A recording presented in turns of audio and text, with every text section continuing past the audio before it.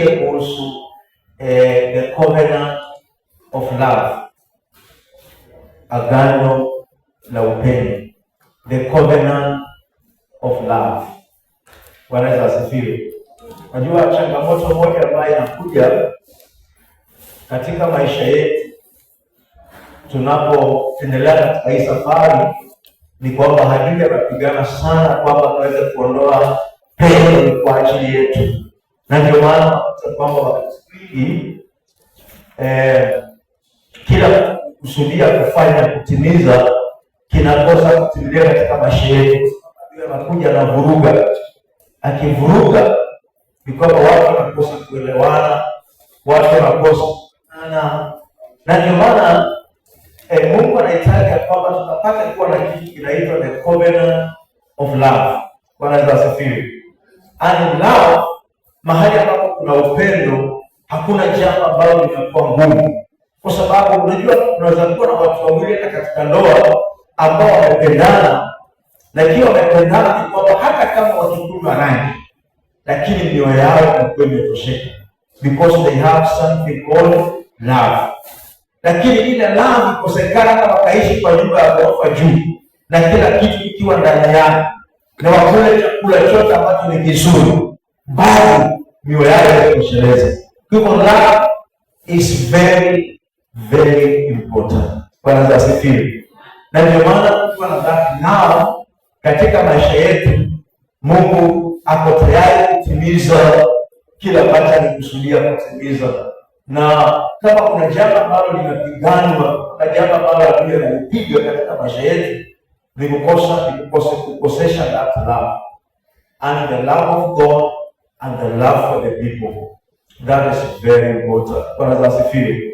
Unajua kitu cha kwanza ambacho hata ukipata shida, kitu ambacho ni cha kwanza ambao kina nini, mtu anaanza kumlaumu Mungu. Na hiyo ni strategy of the devil. Hiyo kwa upendo wako kwa Mungu, na hata wakati tunapomalizia mwaka, watu wengine wanaona Mungu ni muongo, alituzungumzia mwaka ukianza, hakuna kitu Mungu amenifanyia. Sasa ni kwamba ile upendo unapungua kwa sababu unaona kwamba huyu mtu ama huyu Mungu hajakuwa mwaminifu kwa kila alichotenda, na ambapo ni uongo wa shetani. Yale Mungu amekutendea ni makubwa. Bwana asifiwe. Unajua katika ulimwengu wa roho mpaka ufike mahali ndio maana ujue Mungu anakutendea. Nilikuwa nakusikiza kwamba watu ambao wako na kansa, nafikiri watu walikuwa nasikia ndio habari, ni kwamba hawa watu ambao wako na kansa wamewekewa na kisha walikuwa wamewekea 500,000 per year, na 500,000 haikuwatosha. Sasa hivi wameongezea ni 800,000. Sasa ni kwamba kwa watu wote wa kazi, na hii 800,000 ni kwamba haiwatoshi katika hiyo mwaka, wanaongezea tena pesa zao zingine nyingi. Bwana asifiwe. Kunaye pastor rafiki yangu juzi alikuwa na nini ambaye alikuwa anaumia, alikuwa na kansa, na akawa anatumia 390,000 baada ya miezi mitatu. Hadi miezi mitatu ikipita unatumia 390,000. Bwana asifiwe. Mpaka saizi ni kwamba walienda wakamtoa macho moja, saizi ana macho moja. Amini ndugu yako unamjua Pastor Chege, unamjua? Amen. Kwa hivyo ni kwamba na unakuta mtu anakuja hapa anasema hata makao acha uishi, hakuna kitu Mungu ametendea. Ni kama kwa mzima tu. Yaani umekuwa mzima for the whole year, and yet unapokuja kwa Mungu unasema wacha makao wa 2025 uishi, kwa sababu there is nothing that God has done in your life. Unamtukana Mungu sana. Bwana asifiwe. Unamtukana Mungu sana. Mungu anakutendea mambo makubwa, kwa sababu kuna watu ambao pengine kama haujawahi lazwa, lakini watu kilazwa mambo si mazuri. Na ndio maana takana kwamba uje hata kama mambo mengine Mungu hakutendea, lakini wewe ulikuwa mzima. Unakuja mbele za Mungu na shukrani nyingi sana because of the life that God has given you. Yaani uzima ambao Mungu amekupa, unakuja mbele za Mungu kwa sababu kuna watu ambao they have millions lakini wanazitumia kwa mambo ya matibabu. Wale ambao walikuwa wameona juzi, kulikuwa na mama mmoja ambaye alikuwa analia sana. Anasema kwamba yeye wewe ambaye alikuwa nao ulikuwa unamtesa, ulikuwa unamhangaisha, anakuwa anavaa diapers, ni kwamba kila siku kwa miaka sahihi na ni mama mkubwa. Kwa kama anaumia na teseka, just imagine na wewe huko unatembea huko mzima tu na hakuna diapers umevaa, wanaweza safiri. Na hata you are not very special. So mngeongea hapo mwambie wewe si special sana. Wanaweza safiri. Lakini Mungu amekutendea. Kwa hiyo unapokuja kumshukuru Mungu, tamani sana kwamba with all your heart ni kwamba peana mbele za Mungu, mwambie Baba asante. Wanaweza safiri. Asante. Nilikuwa tunaongea na watu wa kule Turkana na wakaniambia mambo yamekuwa ngumu sana. Ni kwamba wanakaa siku 3 bila kula, na ile hali ni kwamba sisi wanafunga. Wanaweza sivyo. Na ndio maana ni vizuri kweli, hata kama unajua na kufikiria sasa wewe umekula tu mara 3, yaani asubuhi, lunch na usiku. Lakini kuna mtu mwingine hajakula.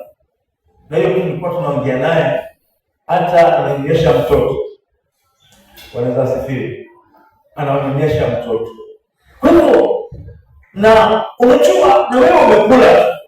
Unajua hata unaweza kuwa una pesa kwa mfuko, lakini ukiangalia vile umekula. Unajua sisi tulikuwa kwa Mombasa, tunajua hata wewe kuelewa tena naongea. Sasa unajua mimi nimeenda mpaka Turkana na nimeona reality. Vile kwa mimi naona kwa TV. Mimi nimeenda Turkana nikaona vile mambo yalivyo. Na hata nilikuwa nilikuwa nao kidogo, nikasaidia familia. Kwa sababu niwapata hali yao si nzuri. Hata sasa kama kwa hoteli tena, unasema hii pesa tuko nayo ndugu, tufike tu hapa tukule, wanaweza safiri. Kwa hali ni ngumu kwa watu wengine. Na watu wote ni wa Kenya. But God has done great in your life. Unaweza kula asubuhi, unaweza kula lunch, unaweza kula supper. Ni vizuri kufika mbele za Mungu with a heart of thanksgiving. Bwana asifiwe. Bwana Yesu asifiwe. So msalimie jirani yako, mwambie kuwa na moyo wa kushukuru. Bwana asifiwe. Na wasitaki ushuhuda mbovu. Hata hapo sije ukashuhudia, hata watu wakao wende kwa kisirani. Mwaka wa kisirani na uko mzima. Mwaka wa kisirani hapo na mwaka kisirani kwako. Ndugu, mwaka unakuja wa kisirani na uko mzima wakati unaongea. Bwana asifiwe. Hadi tupate tusiwache yake kumtukana na Mungu. Hata kama kulikuwa na shida nyingi tu, lakini ukiwa uko mzima, umevuka ile shida, kuwa na moyo wa shukrani kwa Mungu. Mwambie God thank you. Kwa sababu katika hizi vita zote tumenipigania Mungu, nimevuka nikiwa niko mzima. Bwana asifiwe. Kwa hivyo mgeukie tena jirani yako, mwambie kuwa na moyo wa shukrani. Bwana asifiwe. Kwa hivyo ningependa niongee kuhusu the covenant of love. Na tunapomalizia ni kwamba kipindi chetu kama tunapokuwa ibada hii ya kushukuru Mungu, ni kwamba ni vizuri kukumbuka ya kwamba we have the covenant of love. Na hiyo kama tunaweza tukaipata katika in the house of God, hakutakuwa na jambo gumu. Hakutakuwa na jambo litakalokuwa ni gumu kwetu kama kanisa. Bwana asifiwe. And we love one another, na ule upendo ambao ni wa ndani. Maybe tuanzie pale katika definition yetu ya the covenant of love. It is a binding or solemn agreement sealed by vows, joining two parties together. Covenant. So tunaangalia covenant. Agano ni nini? A covenant, it is a binding or a solemn agreement sealed by vows, joining two parties together. Kwa hiyo ni agano. Agano ni kwamba ni kule kuunganisha vitu vingi katika hali ya kuelewana, na kule kuelewana tunaweka nafsi, tunaweka vows. Bwana asifiwe. Tunakubaliana kwa kuweka vows, na tunapoweka zile vows ni kwamba tunasema kwamba sisi tutafanya hii, tutakuwa hivi. Ndio maana wakati ambapo watu wanapounganika katika lile agano, inakuwa kwamba lile linakuwa thabiti katika maisha yao. Bwana asifiwe. Kwa hivyo ni kwamba tunapokuwa na hiyo agano la upendo. Sasa tunazungumza about the covenant of love. Kuna covenant ya mambo mengi tunazungumzia leo, the covenant of love. Kwa hiyo tunasema it's a binding or solemn agreement sealed by vows, joining two parties together. Yaani hizi ni vikundi viwili ama ni watu aina mbili ambao wamekuja pamoja na wamekubaliana, ni kwamba wamekubaliana kwa kuweka nafsi, ni kwamba mpendwa, mimi kama vile katika ndoa, kwamba mimi nakupenda mpaka mwisho. Bwana asifiwe. Iwe ni kwa njaa, iwe ni kwa hali yote ile, ni kwamba mimi nitakuwa mwaminifu kwako. Then that is a covenant. It is a covenant ambao wanaweka hawa watu pamoja. Lakini wakati mwingine watu wanaweka covenant but it's not of love. Hata wanaweka tu kama sheria. Bwana asifiwe. Lakini tunazungumzia that covenant ambao ni kwamba inajumuisha na love, ama inakuwa ndani yake kila ambacho kimefanya kuweka ile agano is love. Love ndio imekuwa imesisimua ama imeweka ile kitu ya kwamba kikapata kuwa, na ndio maana that covenant inasaidia na that love inawabai pamoja. Kwa hiyo definition nyingine ni kwamba it is a divine agreement based on trust and commitment. It is a divine arrangement based on trust and commitment. Ni ya kiungu, mpangilio wa kiungu ambao ni kwamba Mungu unahitaji uaminifu, inahitaji uaminifu na kuwa committed, kuchukua the responsibility, kuwajibika kila ambacho wewe unasema kwamba mimi nitaadhibika. Kwa hiyo ni arrangement imepangwa, nasema kwamba now sisi tumekubaliana ni kwamba sisi ni kwamba tutakuwa tutajibika katika lile ambalo sisi tunaelewa. Bwana asifiwe. Kwa hivyo katika covenant ni kitu ambacho ni kwamba mtu amekuwa mwaminifu kwako. Unajua kuna watu wengine wanafanya biashara kama vile kwa Somalia, wanakupa 10 milioni bila kuhakikisha mahali popote. Kitu ambacho wanaonyesha ni kwamba mimi nakuamini na mimi nimekubali kuwajibika. Ndugu, nitakulipa baada ya miaka 2. Nitakulipa milioni zako 10 baada ya siku 3. Kwa hiyo ni kwamba hawaandikishi mahali. It is an agreement. ni kwamba ndani yao wanasema ni kwamba ndugu, tumekubaliana. Kwa hivyo covenant ni kwamba inakuja kupitia kwa trust na commitment. Ni kwamba ni just mmepangilia na kusema kwamba ndugu, nakuamini, na kwa sababu mimi nakuamini, ni kwamba sina shaka na wewe, ni kwamba sina shaka na wewe. Kwa hivyo ni kwamba na ile sema kwamba ni divine arrangement. Na hiyo ndio wakati mwingine katika Wakristo unakuta kwamba mtu anakuambia ndugu, nisaidie shilingi 200 za kuletea kesho kutwa, alafu anakukuleta. Then that is hiyo si trust, na hiyo si commitment kwa sababu safiri. Na hiyo ina uhusiano. Na ndio maana ni vizuri kuwa kwamba wewe unatamani kwamba ndani yako ni kwamba wewe ni walking covenant. Ni kwamba ndugu yako asipokuuliza, lakini unajua ndugu, uliniambia ni kwamba siku fulani na fulani utanipa zile pesa, utanipa hiyo kitu ambacho ulikubaliana. Na kwa hiyo hawana shida.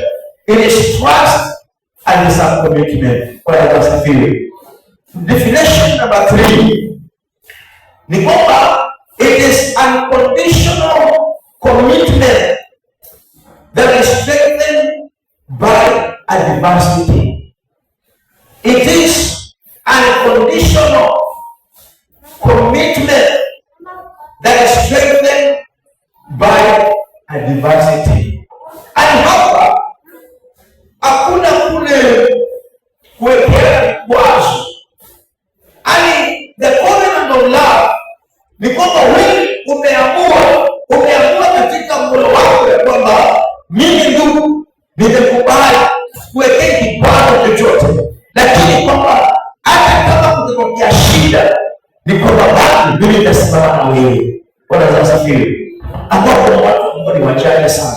Kwa hiyo wakati mwingine ni kwamba wakati watu wanapowekeana commitment, alafu jambo litokee shida, watu wengi sana uwepo wako katika ile shida. Ani sahizi ulikubaliana huyu rafiki yako, lakini wakati rafiki yako amepata shida, unasema mimi siwezi. Bwana asifiwe. Wacha niwaulize vijana wakina Joseph. Pengine wamchumbia mke wao, alafu bahati mbaya mpaka ajali barabara kakijika mguu. Bado utaendelea kumpenda ama ndio basi? Sema tena kwa wako mgeni. Yaani huyu ndio umesema kabisa. Bwana asifiwe. Huyu ndiye. Baadaye njiani anashikwa na waziri. Tafanya nini? Wewe utampenda hapa hiyo ndio basi. Ndugu wangu Bwana asifiwe. Watu wengi majority. Kwa hiyo kama utampenda bado hivyo, then that was a covenant of love. Bwana asifiwe. Lakini ukifika njiani nasema hapana. Mimi kiwete kwangu sitaki. Then the love haikutoa ile kumetoka katika moyo wako. Kwa sababu love, a covenant of love, it is strengthened by adversity. Hata wakati shida zinaongezeka, ndio upendo wetu unazidi kuongezeka. Kwa sababu it was not based na kitu cha nje. It was based in the heart. Kwa hivyo that it is unconditional.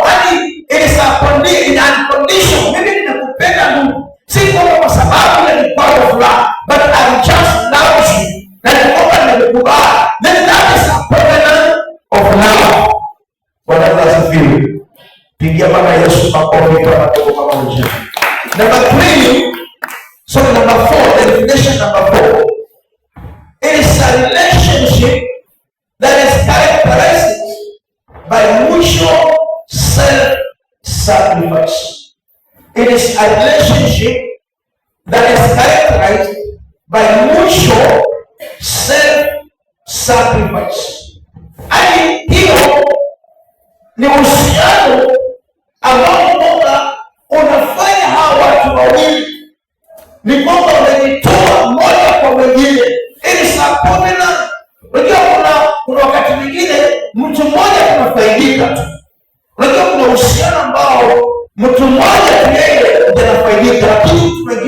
hiki. Lakini the covenant of love itakana kwamba watu wote wanajitoa kujenga ule uhusiano. Ni kwamba jambo mtu ambaye anataka tu kila siku anatendelewa yeye, ama kila siku anapigiwa simu, lakini hawezi kuchukua nafasi akapiga simu kwa mtu mwingine. Si kama uko rafiki kama huyu, kama uko rafiki kama huyo mtoto katika nchi yako, hiyo ni parasite. That is not a covenant of love. Takana kwa mimi kupigia simu leo, hata wewe kesho unaweza nipigia. Bwana asifiwe. And it is a relationship ambayo kwamba inajengwa kupitia kwa self sacrifice. Hata mimi naweza kutembelea na kutembelea ndugu na kusalamia, lakini wewe kila wakati uko busy, hata wewe kuchukua nafasi ukae na mimi kunitembelea. Ni kwamba very natural na kwa one sided, lakini kwamba hii uhusiano is a relationship ambayo kwamba mimi najitoa na yule mwingine pia anajitoa, na kukutana pamoja inakuwa ni uhusiano ambao ni mzuri kabisa, tunajipa vizuri. Si kwamba uhusiano ambao unaenda pande moja. Uhusiano wa pande moja, mtu mmoja anafika mahali anachoka, lakini kama uhusiano unakuwa pande zote mbili, Bwana asifiwe, then that is what we call a covenant of love. Kwa hivyo tuangalie mfano kidogo, mifano. Hebu nisome katika Deuteronomy chapter 7 verse 9. Deuteronomy chapter 7 verse 9.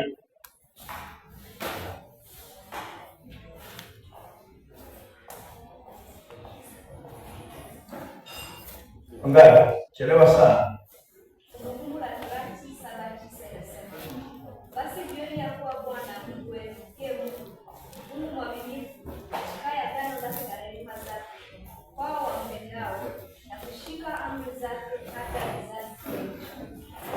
Amen. Mstari mzuri sana. Kama unasoma mstari mwingine, usisahau hiyo Deuteronomy chapter 7 verse 9. Bwana asifiwe. Mstari mzuri sana. Ni kwamba Mungu analiweka agano lake, ni kwamba la upendo, na huyu analiweka agano lake hata vizazi na vizazi. Deuteronomy chapter 7 verse 9. The Lord did not send his affection. Hebu dada yetu rudia, ninapo sijaipata bado.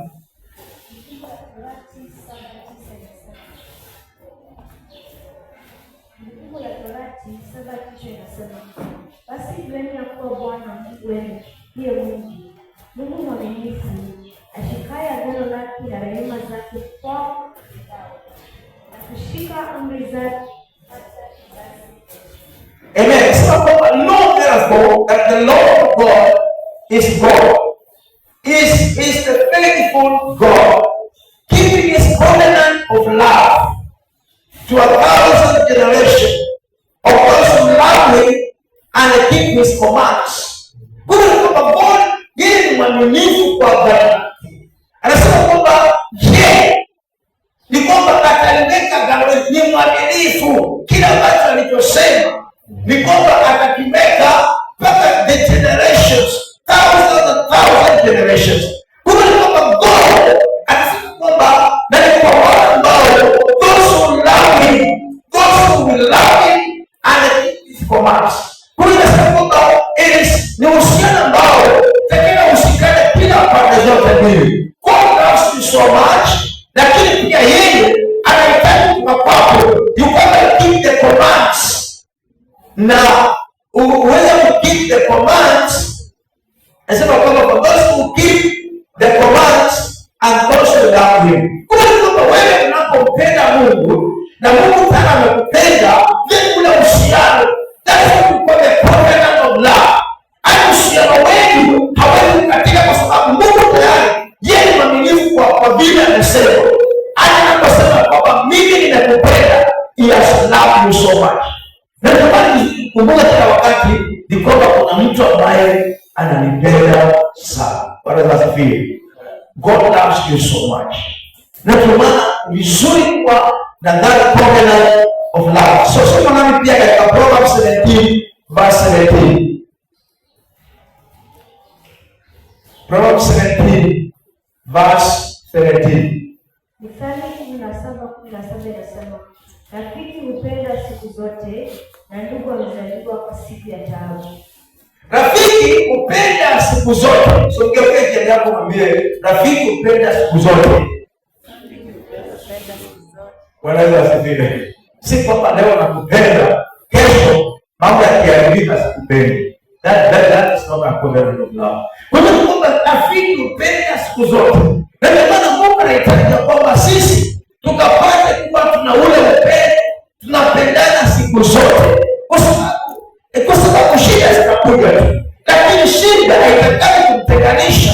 Ni kama kuna jinsi ya kusuluhisha shida katika maisha yetu. Lakini shida haimtenganisha. Na ndio maana rafiki hupenda siku zote. Alafu ndugu anazaliwa kwa siku ya taabu. Na ndugu mzuri anazaliwa kwa siku ya taabu. Hadi wakati uko na shida unapata ndugu wa kweli. Hizi siku zingine kama kwa pati kama leo huyo ndugu wanazaliwa. Wenda si wa kweli. Tuko pamoja. Hadi wakati ambapo unapitia katika vipindi vigumu, hadi mtu anaweza kaa wewe vipi katika hali yako ngumu ambayo unapitia. Ni kwamba kama ndugu anasimama na wewe na zile changamoto unazozipitia, ni kwamba this is a friend, this is a brother. Ni kwamba na wewe unajulikana.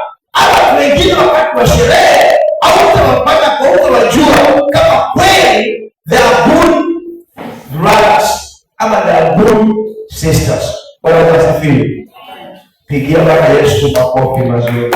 Hebu soma Filipi 2:2-3. Philippians chapter 2 verse 2 and 3. Filipi 2:2-3 nasema, ijalizeni furaha yangu ili mwe na nia moja, wenye roho moja, mkinia mamoja. Msitende neno lolote kwa kushindana wala kwa majivuno, bali kwa unyenyekevu kila mtu na mhesabu mwenziwe kuwa bora si yake. Amen. So then let my joy complete by being like-minded, having the same love, being one in spirit and in purpose. Do nothing from selfish ambition or vain conceit, but in humility consider others better than yourself. Kwa hiyo ndio hapa Paul anasema kwamba lazima tuwe like-minded. Kuna mambo manne ambayo yanasisitiza hapa katika the covenant of love. Number one, ni kwamba you need to be like-minded. Like-minded. Yaani si kwamba wengine na mwingine anafikiria wengine. Hapezi enda njia moja ikiwa mtapatana. Na ndio maana Yesu kwamba kama mtapatana, patana na mtu ambaye mnaelewana, mtu ambaye mnaenda njia moja. Na hiyo inakuja sana pia katika wakati wa ndoa au wakati ambapo ni wao. Unajua kuna shemeji yangu walipatana na kasiri yangu. Wakasema kwa ndugu ndio tufanye biashara. Hata kazi ni kwamba tuje tufanye biashara. Wanaweza wasafiri. Sasa yeye akaacha kazi. Nimeomba yeye akaacha kazi. Alipoacha kazi, huyu naye hakuacha. Ukasiri yake hakuacha kazi yeye. Sasa yeye akaenda akaacha kazi yote. Baadaye kwa alipoakapea pesa zake na akaenda kupeleka biashara.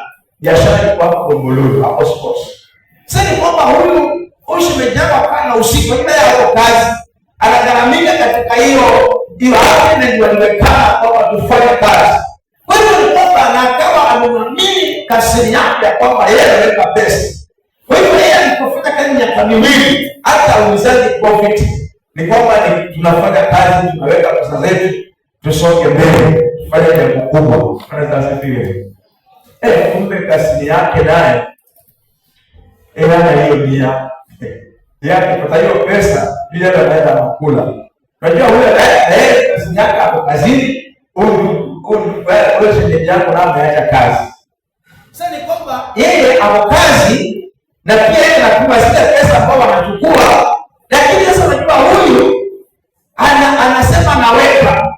Walipoweka pesa ikifika miaka miwili sasa ni kwamba walipokuwa wameweka hero, angalia ile kazi ambayo alikuwa na lile.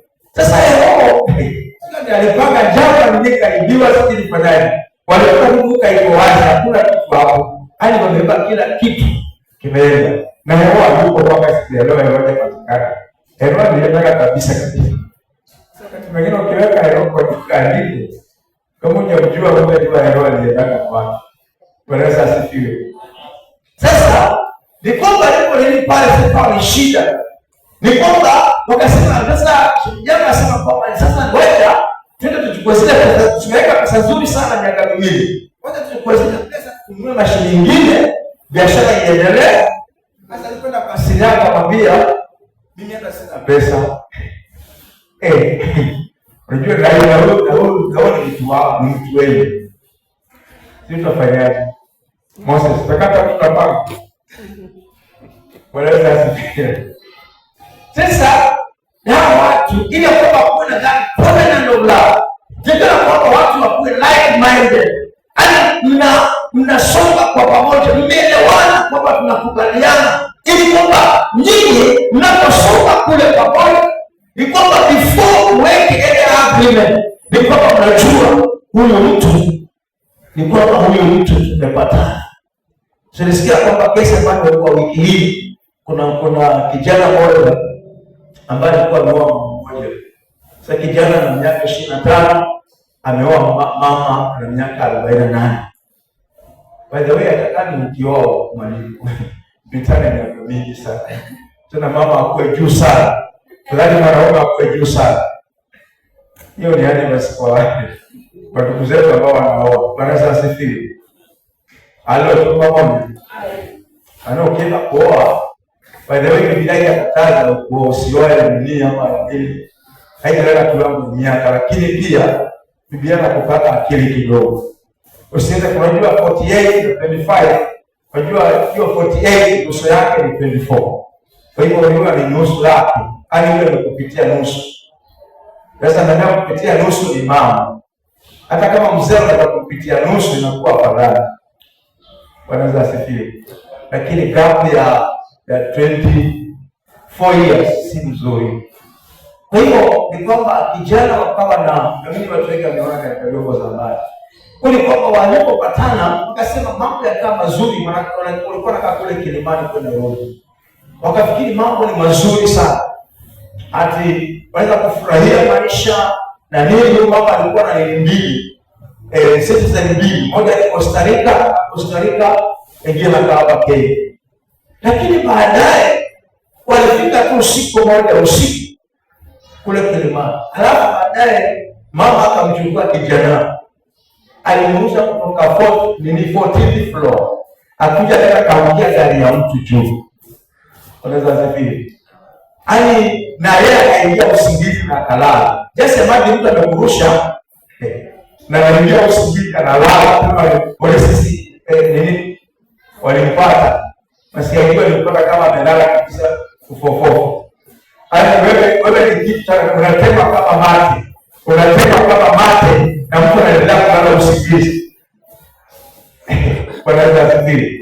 Ndio maana kabla tutaweka maagano, kabla tutaweka kwamba sisi wapendwa hatuna, je, mtu anakupenda kweli ama wewe una uhakika?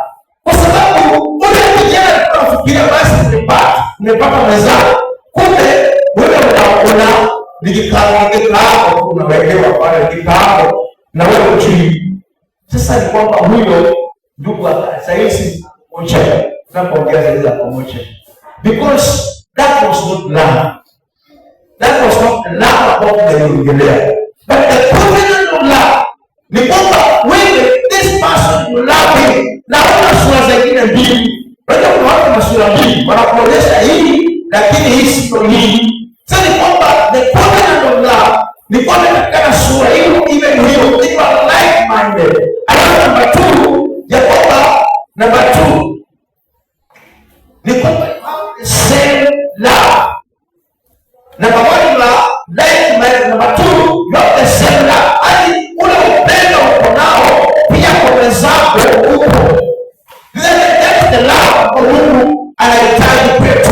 Number three, ni kwamba being one, sisi ni wamoja. Katika alizoni ni kwamba tumekubaliana ni kwamba sisi ndugu ni wamoja. Alafu number four, ni kwamba ni watu ambao wana malengo moja, tunalenga jambo moja. Kwa hivyo mambo haya manne yakiwa ni kwamba yakusaidia that covenant of love inapata. Number one, they are like-minded. Number two, they are same love. Number three, they are one. Number four, ni kwamba they have one purpose. Ndio kama nyinyi mnaona vijana wamekutana katika ndoa, vizuri kuuliza mwenzako, lakini wewe unafanya nini? Au unakusudia kufanya nini? Unasikia vile yeye analenga wapi na wewe unalenga wapi? Kama yeye analenga upande huu na wewe unalenga upande huu, then you are not compatible. Ni vizuri kwa kusema hapana, hii haiwezi kubadilika because you are not like-minded, you don't have the same purpose. Pigia Yesu makofi kama tulivyoonyesha. Kwa hiyo tuangalie the covenant relationship between David and Jonathan. Tuangalie 1 Samuel 18 verse 1 to 4. 1 Samuel 18 verse 1 to 4.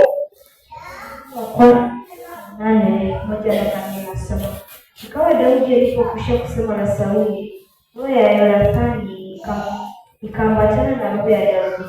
Yonathani akampenda kama roho yake mwenyewe. Sauli akamtoa siku ile, wala hakumwacha arudi tena nyumbani kwa baba yake. Nao Yonathani na Daudi wakaahidiana kwa kuwa walimpenda kama roho yake mwenyewe. Ndipo Yonathani akalivua joho alilokuwa amelivaa, akampa Daudi na mavazi yake, hata na upanga wake pia, na upinde wake, mshipi wake. Amen. Bwana asifiwe. Kwa hiyo ninaachia mambo kadhaa ambayo tumeyaongea, na tunaona kwamba ikifanyika katika hiyo ndio uhusiano ambao katikati ya Daudi na Jonathan. Anasema kwamba after David had finished talking with Saul, Jonathan became one in spirit with David. Hadi hivyo tunashikanisha, roho zetu zinakuwa pamoja.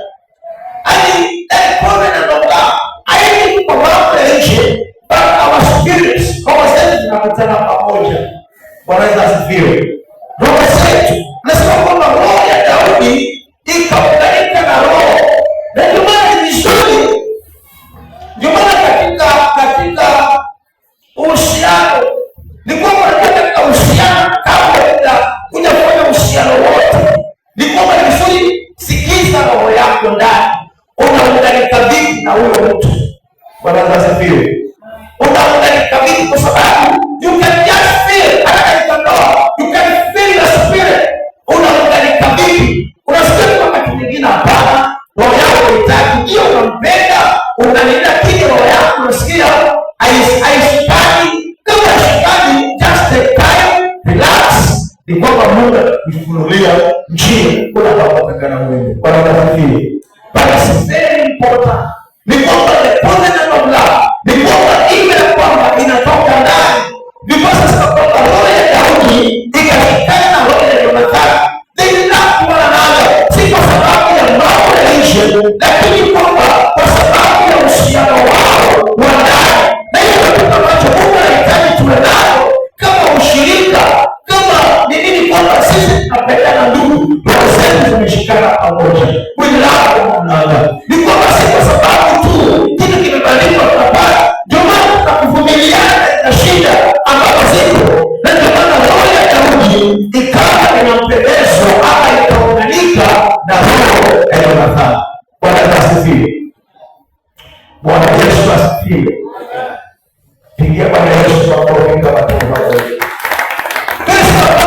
Jonathan became one in spirit with David and loved him as himself. And waliunganika roho zao pamoja, na walipounganika roho zao pamoja, baadaye akampenda kama vile alivyojipenda. Jonathan mtoto mfano. Daudi ni mtu anakula hasara, ni mtu hana kitu, lakini hawa watu they love one another. Jonathan anampenda Daudi na Daudi anampenda Jonathan. Kumbe upendo wao umekuja pamoja, na ndio maana katika watu ambao hawajapata neno lao hakuna kitu kinaitwa class. Ukisikia kwamba kuna class, mpenda hiyo class, that is not love. Lakini kama tunapendana, ni kwamba sisi hatuna mipaka, ni kwamba my brother is my brother, my sister is my sister. Haijalishi mimi nakaa, mimi sina kitanda, ninataka mkeka na ndugu yangu ana kitanda cha 6x6. Tulikutana pamoja, we love one another. Kwa sababu gani? Sababu kitu kinachokuunganisha is a covenant of love. Na kupenda ndugu, sikupendi kwa sababu ya kile uko nacho, na kupenda kwa sababu mimi ninakupenda kama vile ninakupenda ni mwenyewe. Na ndio maana hiyo upendo unapozidi kupenda, kwa sababu watu wengi sana wanakuja kwa sababu ya vitu vya nje. Kuna watu wana kilasi, au watu wengine hawakuwa kama wanajikusanyika kabila fulani, wanakuwa sisi wa kabila fulani, unakuta wanaenda tu hapo kabila fulani, wanaongea lugha yao fulani. Ni kwamba that is not love. Kwa sababu hii kwa love ni kwamba hakuna kuongeana kabila yao kama kuna mtu mwingine ambaye unaweka kabisa haiko kabisa. Lakini wewe ndugu yako yuko hapa, asikie wewe unaongea, lakini usije kuongea. Wanaweza kufikiri huwa unaona usikie ukaja hapo mbele unaona watu hujui. Wanaweza kufikiri kama mkiwa nyinyi wenyewe ongeni lugha yenu, hakuna shida. Lakini wakati unafika kwa watu sana sana, hiyo kitu kinakuwa kishumu. Hata kishumu na Uislamu na lugha ya kwao. Hata kama uelewi leo, lazima vitu zote kwa sokoni zinauzwa hivyo hivyo. Hiyo kitu kiko Nairobi, kiko Kisumu. Wanaweza kufikiri mpaka ujifundishe lugha yao. That is not love. Love, you consider others better than yourself. Wanaweza kufikiri pigia kwa Yesu makofi kwa kwa hiyo ni kwamba Daudi walishikana waoza na Jonathan. Roho ya Daudi ikaunganika na roho ya Jonathan, na ni kwamba akampenda kama vile alivyojipenda. Na lazima ni kwamba ilisababisha mambo yakafanyika, kwa sababu hapa ni watu wawili wako tofauti kabisa. Mtu mmoja ana kitu, lakini mwingine hapo na kila kitu. Wanaweza kufikiri but they love one another. Na ndio maana Mungu anakuhitaji kumaliza mwaka wa 2025, tukiingia mwaka wa 2026, ni kwamba Mungu atusaidie that we have that love. We love one another. Tunapendana sote, napendana kama ushirika, napendana kama wamama, napendana kama vijana, napendana kama wanaume. We love one another, si kwa sababu ya kile mtu ako nacho, lakini kwa sababu this is my brother. Mungu anazaliwa na damu ya Yesu Kristo. This is my brother. Hata kama mimi nimesoma mpaka university, niko na masters, na Mungu ako na shule, we are brothers and sisters. Hizo vitu zisipenda kutenganisha. Ni kwamba tunaingia katika nyumba ya Bwana, but tunaingia kuna vilasi vingi. Ni kwamba kuna vilasi vingi hapana. We need that covenant of love. Mgeuke kile hapo mbele, we need covenant of love. Mgeuke mwambie kwa sababu mwambie tunahitaji covenant. Bwana Yesu asifiwe. Hebu tuendelee mstari ule wa pili. Samueli wa kwanza 18 inasema, Sauli akamtoa siku ile, wala hakumwacha arudi tena nyumbani kwa baba yake. Endelea. Nao Yonathani na Daudi wakaahidiana, kwa kuwa alimpenda kama roho yake mwenyewe. Ni kwamba that's the covenant of love. Wakaahidiana kwa sababu alimpenda kama vile alimpenda mwenyewe. That is what we call the covenant of love. mimi nakupenda, mpaka tunaidiana mambo na kuambia ndugu, itakuwa hivi na wewe una keep the promise. Niwe niko duniani ama mimi siko, ni kwamba wewe hautaruka kila ambacho unasema, kwa sababu ni kwamba kitu ambacho tulisema pamoja, tulikuwa ikiana kile kitu kilikuwa ni the covenant. Tulikujua kwamba that is a covenant of love. Ni kwamba ndugu yako kama yawe vipi, ni kwamba mimi sitakuacha, ni kwamba mimi nitasimama na wewe hata katika hali mbaya, ni kwamba mimi niko pale, nitakuwa na wewe. That is a covenant of love. Na ndio maana wakaidiana wasema kwamba ndugu, ni kwamba itakuwa hivi. Bwana Yesu asifiwe. Pigia Bwana Yesu makofi. Hiyo ni makofi ya Yesu kweli. Mstari wa 4. Soma mstari wa 4. Samueli wa kwanza 18 inasema, ndipo Nathani akalivua joho lake, joho alilokuwa amelivaa, akampa Daudi na mavazi yake, hata na upanga wake pia, na upinde wake na mshipi wake. Sasa ni kwamba kunakuwa na self sacrifice. Hata kama unampenda ndugu yako, unajitoa ni kwa ajili yake. Bwana asifiwe. Unajua wakati mwingine watu wanasema wanapendana sana sana katika ndoa, lakini kwa sacrifice time yake kwa ajili ya mwingine. Then that is not love. Daudi hapa Jonathan, ndio Jonathan ndio mtoto wa Saul. Nitakana au the next king, lakini anavua hizi, anakwambia ndugu chukua. Anachukua ile vitu za kiufalme. Ile debt na ile ni kwamba anakwambia wewe utakuwa mfalme, mimi ndugu sitakuwa mfalme. Ni kwamba wewe ndugu yangu Daudi, najua wewe utakuwa mfalme. Anampenda kwa sababu tayari akiongoza, yeye anasikia vizuri Daudi akiongoza. Jonathan akapenda kuinama, ni kwamba amwachie kiti, ni kwamba amwachie kiti na ufalme, ni kwamba Daudi. Hiyo Jonathan anajitoa kamilifu, anapenda ndugu yako mwanadamu, ni kwamba kile kitu kilikuwa cha muhimu kwako sana, unampa yeye. Na unasikia vizuri, ni kwamba mimi nimefariki ndugu yangu aendelee, na mimi nikapata kushuka, lakini niko sawa. That is the love ambao unahitaji tuwe naye. Watu wengi sana watakana wale wa kwanza, kila mmoja ni wa kwanza, lakini hapa Jonathan anashuka, anamwambia Daudi, wewe pana, mimi nitakuwa nyuma yako. Bwana asifiwe. Mpendwa, tukiwa na that love, hakuna kitu ambacho kitakuwa kigumu kwetu, because that love comes from God. Pigia Bwana Yesu makofi mzuri. Hebu soma nami pia katika 1 Samuel 20 verse 42. Samueli wa kwanza 20:42 nasema, naye Nathani akamwambia Daudi, nenda kwa amani, kwa maana sisi sote wawili tumeapiana kwa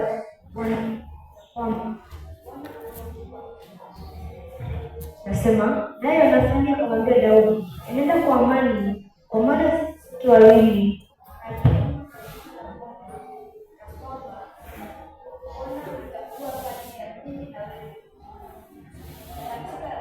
kati na uzao milele. Kuja akaona zake, Jonathan akaenda zake mjini. Walipokuwa na agano, Daudi akaenda kupambana, akamwambia ndugu, unajua ushirika huu, urafiki wetu hautaisha. Ni kwamba na Mungu ndio shahidi katikati yetu. Always ni kwamba urafiki ambao ni wa kweli, Mungu anakuwa shahidi katikati yao. Na wanasema kwamba mimi hata kama ndugu itakuwa vipi, mimi siwezi nikakuacha.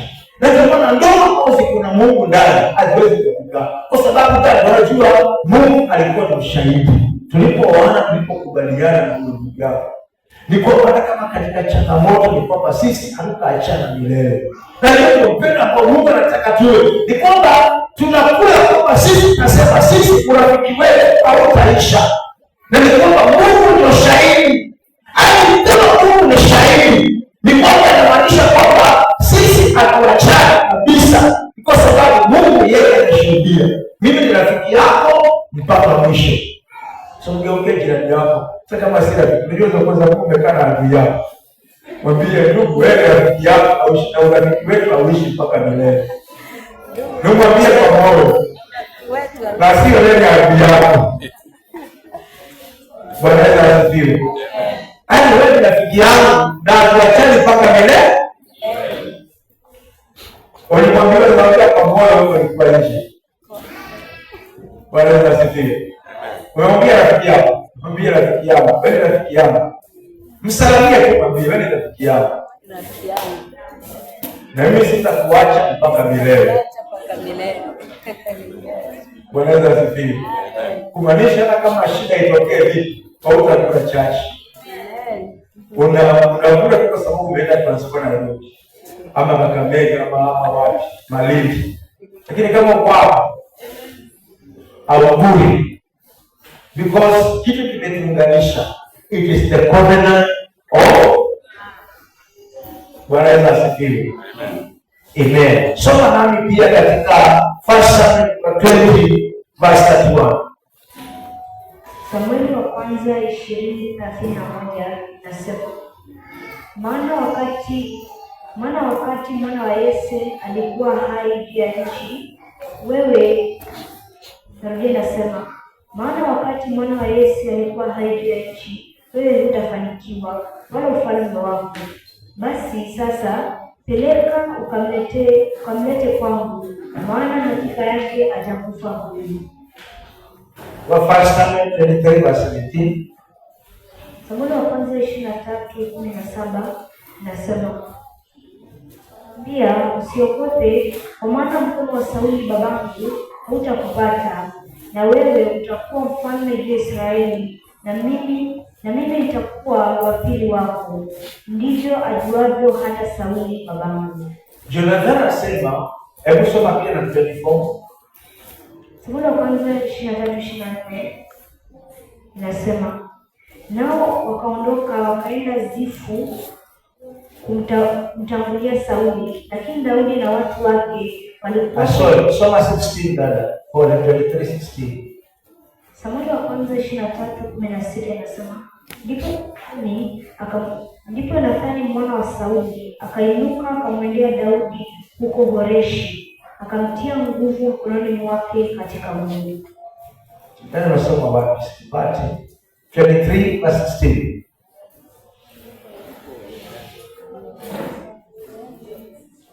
Ndio nimepotea na nimepotea. Rudia nani? Weka mimi siko sawa. 1 Samuel 23:16. Rudia. Samueli wa kwanza 23:16. Nasema, ndipo Nathani mwana wa Sauli akainuka akamwendea Daudi huko Horeshi, akamtia nguvu mkono wake katika Mungu. Sorry, 18 pole. Mimi ndio nilikuwa makosa. 18. Samueli wa kwanza 23:18 nasema, na hao wawili wakafanya agano mbele za Bwana. Daudi naye akakaa huko Horeshi, na Nathani akaenda nyumbani kwake. Amen. Kwa Yesu asifiwe. Hali hawa walifanya agano. Wakasema kwamba sisi sasa ni kwamba ndio tutatembea pamoja. Mimi nimekubali, si mimi tutachukua ufalme, lakini wewe Daudi utakuwa mfalme wa Israeli. Kwa hiyo Jonathan kwa sababu ya kumpenda nani akaachilia ufalme. Bwana asifiwe. Akaachilia ufalme. Na tunaona kwamba baada ya kipindi kirefu hata Daudi wakati Jonathan alipokufa ni kwamba Daudi akatunga nyimbo katika 2 Samuel chapter 1 verse 23, 25 na 26. Anamwimbia Jonathan rafiki yake. Ni kwamba akatunga wimbo kwa ajili yake. Msikize ule wimbo ambao Daniel aliimba katika 2 Samuel chapter 1 verse 23. 2 Samuel wa pili moja nasema, wa pili moja inasema, Sauli na Yonathani walipendwa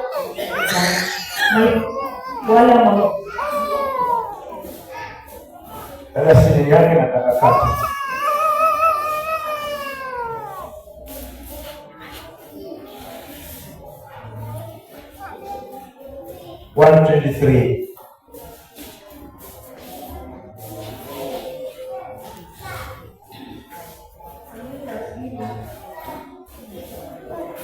Samueli wa pili 1:23 inasema, Sauli na Yonathani walipendwa na kupendeza maishani, wala mautini hawakutengwa.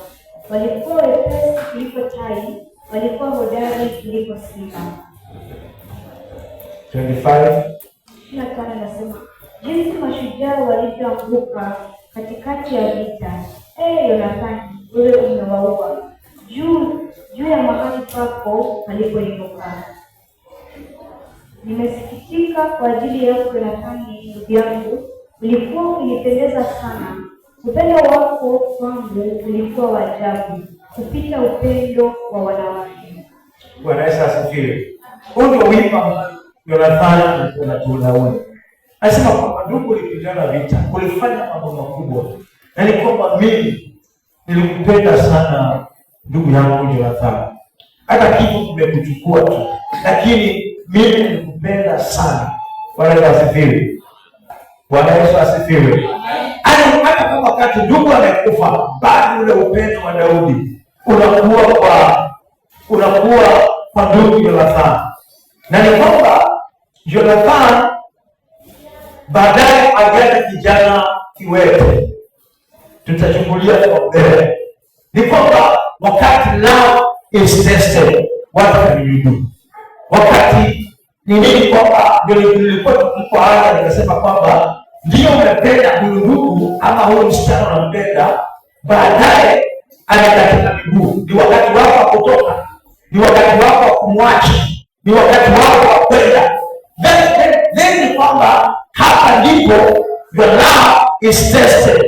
Na ni kwamba kwamba Mungu anakupa kile kitu kizuri, lakini kwamba wakati ambapo una meet the challenges unasema hapana, mimi nimetoka pale. Na ndio maana love grows in adversity. Ni kwamba katika hali ambayo ni ya shida, hali ambayo ni as a church, wakati ambapo Mungu anakuprepare ile tuenda the year 2026 tukumbuka about love.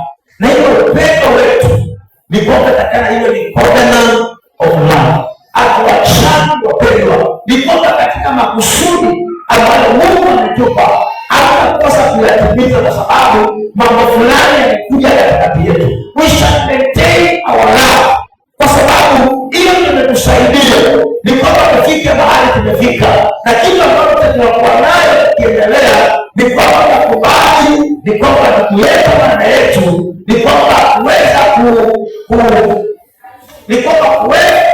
kuingia katika hali ya uadui. Hatutataki uadui, we shall fight the devil and we shall not fight our brother. So mgeuketi ndani hapo pia kwamba we shall fight the devil and we shall not fight our brother. Bwana asifiwe. Hiyo ndio tutafanya, kwa sababu ita maintain the covenant of love. Itakuwa katika maisha yetu the covenant of love, the covenant of love. Inua mikono yako juu, mwambie Bwana, Bwana unisaidie. Ningependa hata mkono mmoja uinue juu, mwingine mshike ndugu yako mkono, mwambie kwamba Mungu nisaidie kumpenda ndugu yangu. Huyo ndugu yako awakilisha wengine wote, ama na wengine wote wa kanisa hili. Tunapoingia mwaka wa 2026 ni kwamba Mungu anatuunganisha katika upendo. Au nakubali ya kwamba chochote kije katikati yetu kugawanyisha, we shall love one another with a covenant of love. Au napata kwamba kupata uhusiano kwa sababu ya jambo linalokuja, liwe ni jambo gani, we shall stick to be a friend to one another. Moja itabidi tatu, baadaye tutamalizia kwa njia ya maombi. Just pray for your brother. And then Joyce, haujasongea ndugu yako, sikiza instructions. Shika mkono ndugu yako, kama hauna please songea na yeye. tunaomba ombi ambalo ni muhimu sana. Bwana asifiwe. Na ndio maana tunaomba Mungu atusaidie, kwa sababu Mungu anataka kutubariki mzigo ambao tunataka tuendelee nao. But the covenant of love itatusaidia ila kama tumetenda kile ambacho Mungu atakuwa ameweka katika maisha yetu. Inua sauti yako juu, to pray for your brother, pray for your sister. Mwambie Bwana Mungu, tuunganishe. Si tuna vitu, si tuna kila sababu, ni kwamba mioyo yetu ikaunganike, mioyo yetu ikaunganike. Mungu wa Daudi ikaunganike na Yonathani, ni kwamba akampenda kama vile nilivyopenda, akajitoa kwa ajili yake. Hakuona kufaidika kwake mwenyewe, lakini akaona ndugu yake afaidike, na ndugu yake alipofaidika alifurahia kufaidika kwa ndugu yake, alifurahia kuendelea kwa ndugu yake. Baba, tunaomba katika jina la Yesu, wacha ifanyike Baba katika kanisa hili, katika ushirika zetu Baba yangu, tutapendana.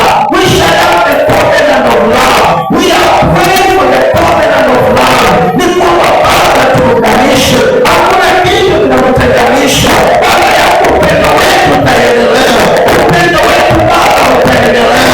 Wewe Bwana tunakataa kila mipango yote ya ulimwengu kuja kutuvuruga Baba, kuja kuvuruga ushirika zetu, kuja kuvuruga alizote nguvu zetu. Mungu tunakataa, tunaungana kama wake na waume, tunapendana familia zetu, tunapendana ushirika zetu, tunapendana kila jambo tunafanya, kila jambo tutaongeza kwa upendo. Ndio maana Baba tunaomba upendo, upendo katikati yetu kama mishana. Tunaomba upendo wa wote, tunaomba upendo wa Baba, agano hilo la upendo likaingie ndani yetu, tukapendana kwa mioyo, roho zetu zikashikana pamoja. Ni kwamba tunapenda ndugu zetu kama vile tunavyopenda wenyewe, ili kwamba Baba yale makusudi uliyokusudia, yale ya Baba kusudia katika mwaka wa 2026 ni kwamba yakatimia.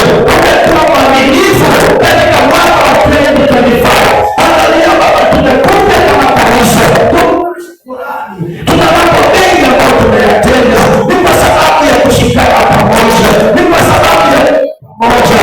Asante kwa upendo wako Baba, asante kwa upendo wako Baba, asante kwa upendo wako. Wacha upate kuendelea, wacha upendo wako uendelee, ili kwamba Baba tunaposoma pamoja, ni kwamba hakuna jambo litakalokuwa ligumu. Tutashikana kwa mioyo, tutashikana kwa mioyo, tutashikana pamoja, tutapendana Baba.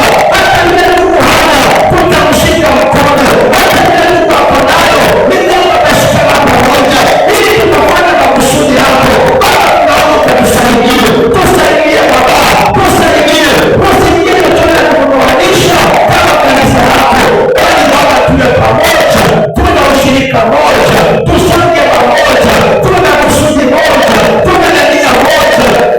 Tusaidie Baba, wewe yuko kuwa katikati yetu, kuwa katikati yetu. Kitu kinachowasaidia Yonathani na Daudi kufaulu ni kwamba Baba wetu ulikuwa yao, na Baba katika ushirika wetu tumekualika, ushirika wa kanisani tumekualika, department zote zetu zote na ushirika zote 20 tunakualika pale, ni kwamba Mungu wewe ukapate kuwa, ni kwamba